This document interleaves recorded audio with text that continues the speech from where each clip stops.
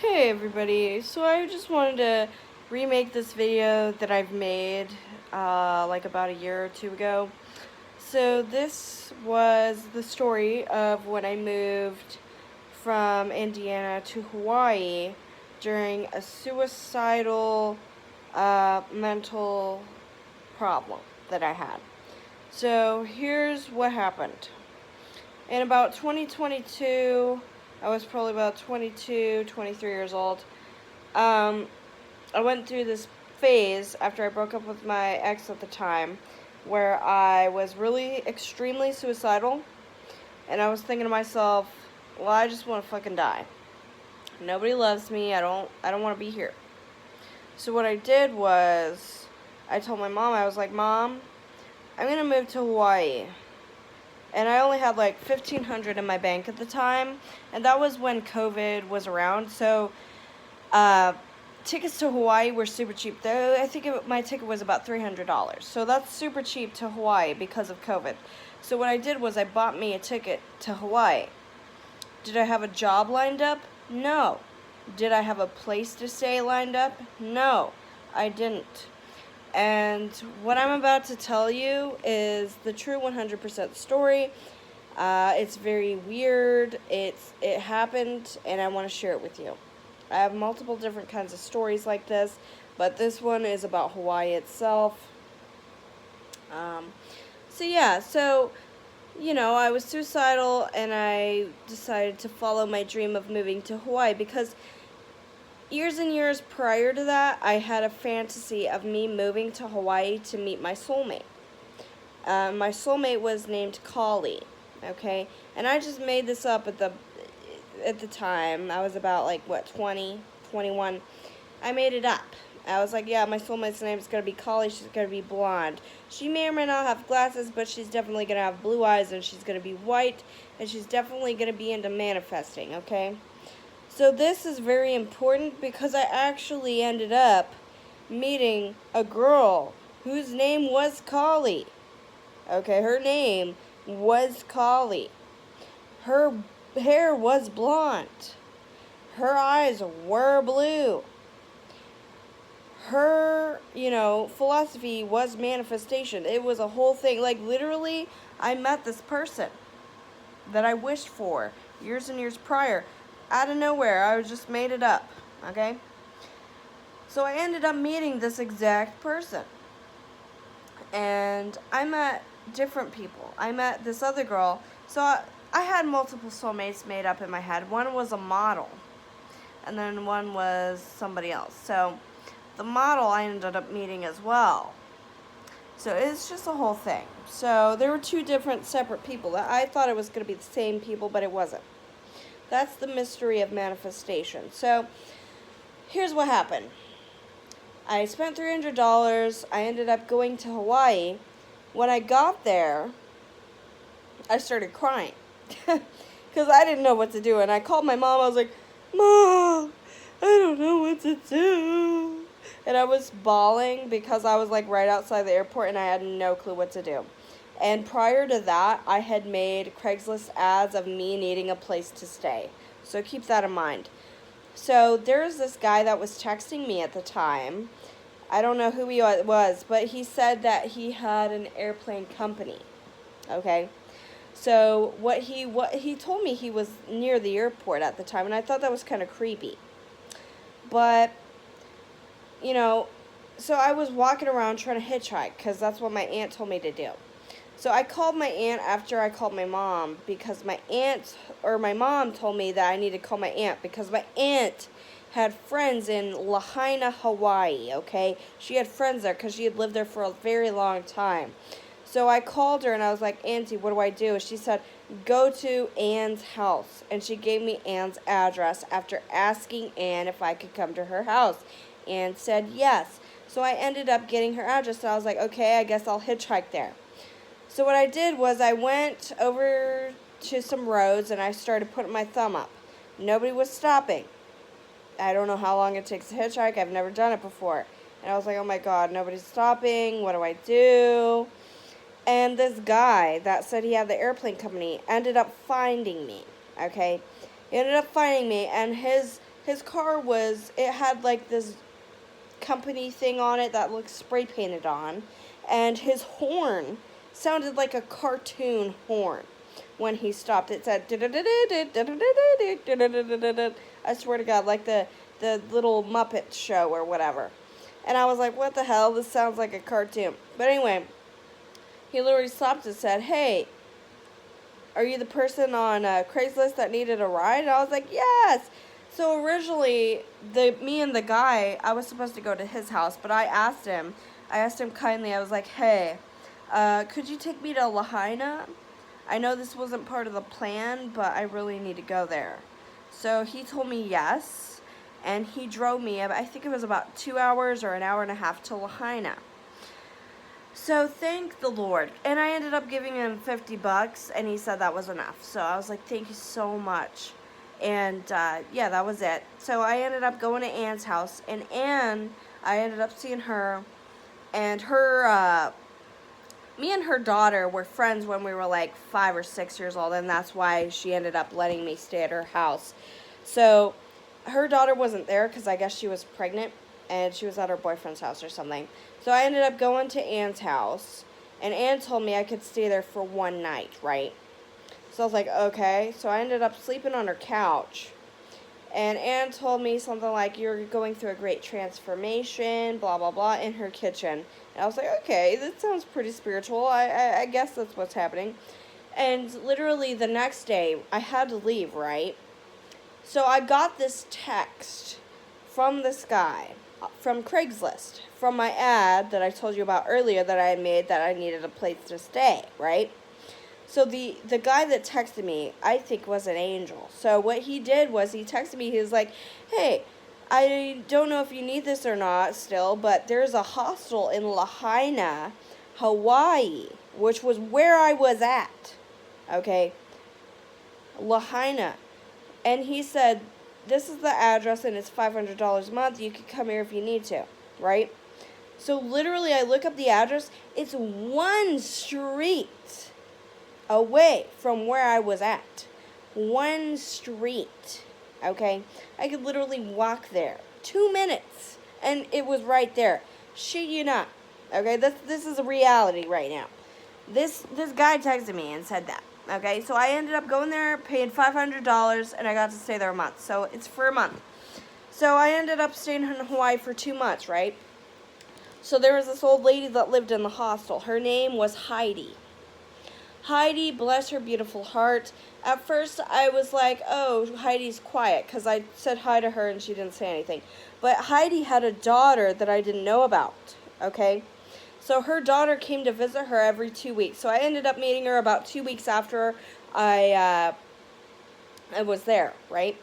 And her name, guess what it was? Kali. Kali. Blonde hair, blue eyes. That's right. She was really into manifesting. Now, I love this girl. Like, she was amazing. She was 17 years old. She was very intuitional. She's very spiritual. She's an amazing, beautiful girl. And I loved her. And she was my friend, okay? She was literally, like, we were besties, okay? And, like, literally, I can't tell you, like, how weird it was to meet somebody that I manifested years and years before then. Her name, her looks, like literally all of it. Her personality, every single aspect was manifested. Because I even thought in my head when I was like 20, before this all happened, that I would meet this person in Hawaii. And that's why I decided on Hawaii to move to, is because I wanted to meet this person. So I ended up meeting her. And it was a very spiritual moment, because I did remember that her name was Kali, and I did remember what she looked like. So I ended up talking to her, and she's a very nice girl. She was shy, but she was very nice. You know, we ended up talking a lot. And Kali, if you ever watch this video, I miss you. I love you. Please text me back on Snapchat. I haven't talked to her in a long time because Lahaina ended up having a fire 2 years after I left. So I don't know what happened, but yeah. So this is literally reality, like right at that moment. It's like, what the fuck? So there's also some other stuff that happened that's not really super important. But there's also this other girl that I met, okay? This other girl was Korean. She was a model, okay? She showed up, I think 2 weeks after I met Kali, and she was like, hey, and she was like one of the nicest people I ever met. She's super talkative, super beautiful. They were both beautiful, but I'm just saying, like, they're both beautiful, but, you know, this girl was, like, super talkative and, like, all over the place. But, yeah, anyway, so this girl, because I remember one of my other soulmates was supposed to be a model, right? Oh, guess what? She's a model. So, what I think a soulmate means is someone that's in sync with your soul. I don't necessarily think it's a romantic thing. I think it's like a spiritual thing, like you're in sync with me. So I think that that's what a soulmate is. I don't necessarily think it's a romantic thing. So anyway, I met these people and I was like, oh my god. And she even told me she thought I was one of her soulmates. And I agreed with that because that's literally, you know, I thought I would meet a model and I did. Anyway, she was like this model for like this yarn company magazine in like Colorado or something. But anyway, I forgot her last name, but I remember Kali's last name, but I'm not going to tell you because that's my buddy. But anyway, I haven't talked to Kali in years because I don't know, like after the fire, she hasn't answered me. I don't know what happened to her mom because her mom lived in Lahaina, and I'm like super worried because I'm like, what if something happened to her mom? Like, what if something happened to her or her mom? Like, I don't know. Like, I don't know, and she won't text me, and I don't know what's happening. Like, I just don't know. But she saw my text, so I don't know if something happened. It makes me worried. Because her mom lived in Lahaina. She didn't live in Lahaina. She lived with her dad in a different city. Okay? She only visited her mom once every, like, month. Okay? So that's how I ended up meeting her. It was because her mom lived in the same hostel as me. She was the only other woman there. And her name was Heidi. She's like, 56 years old? Something like that. I'm just guessing Heidi. I'm sorry. But Heidi was a nice woman. Me, Heidi, and Kali ended up talking. We were all talking about spiritual things like zodiac signs and stuff like that. We were all vibing. And I was very happy to talk to both of them because we were all in kind of a similar situation, you know. The hostel with a bunch of prisoner men. Like, there's like 17 men from prison there, okay? So it wasn't just men. It was men from prison. And I'm just saying, like, they never really bothered me, really. They didn't do anything. I'm just saying, just because you're in prison doesn't mean you're, like, some fucking freak. But there was a lot of masturbating going on there. No, I'm not gonna lie. Like, I did it too. But, to be honest, like, you know, humans are humans. But, like, at the end of the day, like, they were being loud about it. And, like, I wasn't. So, I don't know what the hell was going on. But anyway, so literally, what happened was me and Kali ended up having like a very close relationship, and so did me and Sydney. So Sydney was the model girl, Kali was the blonde chick that was spiritual. So they both were very spiritual and very into manifesting. So that was something I was looking for in my soulmates. So they were both my soulmates in different ways. And I just want to thank you both for being beautiful parts of my life because you both were very pivotal times in my life. And I just want to say, if you ever see this video, thank you for everything that you've ever made me experience because you guys were both beautiful experiences. And I just want to thank you from the bottom of my heart for being my beautiful soulmate friend. Both of you. So yeah, anyway. You know, and then I ended up dating this guy named Darcy, and I also ended up having a threesome in Hawaii. This was through dating apps. I was also going through dating apps while finding a job. I ended up becoming a henna tattoo artist and a Starbucks person, and then I also ended up kind of working for this chick at a restaurant, but I didn't work there for very long, only like 5 days or something. But then I ended up working at Starbucks and a henna tattoo place, so that's what I ended up doing there. And then I went on a dating site. I ended up having a threesome for some reason. I don't know. I've always wanted to have one, so I went, we went to a park and we had a threesome. Me, this guy, and his girlfriend. So That's what happened. And they had the puppy in the car for some reason. Like, we just left the puppy in the car while we went to the park and did it in the middle of the grass. I don't know what that was about, but I guess they couldn't think of a better place for some reason. So it was really weird, like the place, and there was like dogs barking in the park. It was just really weird. But yeah, that's what ended up happening. And then after that, I ended up dating this guy named Darcy. We weren't like officially dating, but you know, we were dating. You know, we were going out to eat, stuff like that. And, like, on our first date, I remember he was my first black guy that I've ever been with. He had really long, pretty dreads, and he was a handsome man. And, like, literally, we went to this Thai restaurant. He was talking to some girls that I guess he knew, and I was like, okay, that's weird. But I didn't care, whatever. I didn't even know the guy. So I was like, whatever. And then we went to this beach. And at the beach, we saw a fucking shooting star. Like, a shooting star? Are you kidding me? Like, I don't know what, like, I don't know what kind of coincidence that is, seeing a shooting star on a first date at the beach. But then he kissed me. And I was like, okay. And that's pretty much what happened. And I think we ended up having sex that same night, which I don't usually have sex on the first date, but, I mean, whatever. Shooting star, whatever. but yeah. And then, yeah, that's pretty much what happened. And then... yeah, oopsie. Sorry about that. But, yeah, that's what happened. And then me and Collie, we were getting close. And then me and Sydney were getting close. So we were all pretty close. And then, yeah, I just ended up leaving because I didn't want to stay there with... because in the hostel, there was, like, giant roaches. And we had, like, a shared shower area with, like, 2 showers with curtains, and like there's bathrooms that were open bathrooms with like little doors, so it was like a shared area, and I didn't really like that because I was like the only girl there other than Sydney. So I ended up getting a flight, and then I ended up canceling it, and then the next day I went back to the hostel. Sydney was gone. She ended up going on a flight that next day, I guess.